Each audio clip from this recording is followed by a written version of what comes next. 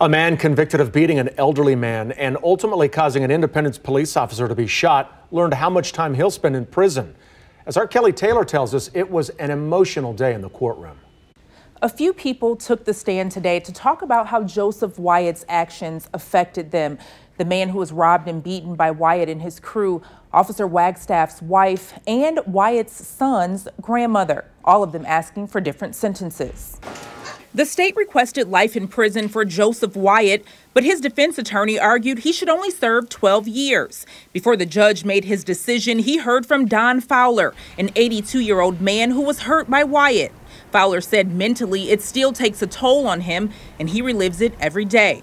On March 29, 2017, Wyatt pushed his way into Fowler's home, robbed and beat him, then stole his SUV from his garage. He led police on a chase and tried carjacking a woman. Retired Officer Tom Wagstaff responded to the call, which involved 3 other men in addition to Wyatt. And as the events unfolded, Wagstaff was shot.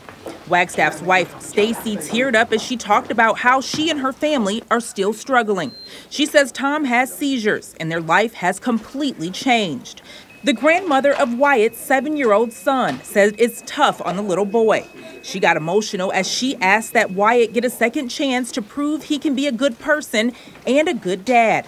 In the end, the judge handed down a sentence of 40 years in prison for Wyatt, saying the crime was horrific. That's 30 years for robbery and 5 for both charges of armed criminal action. One co-defendant is awaiting sentencing and the other 2 are awaiting trial. In Independence, Kelly Taylor, KCTV 5 News.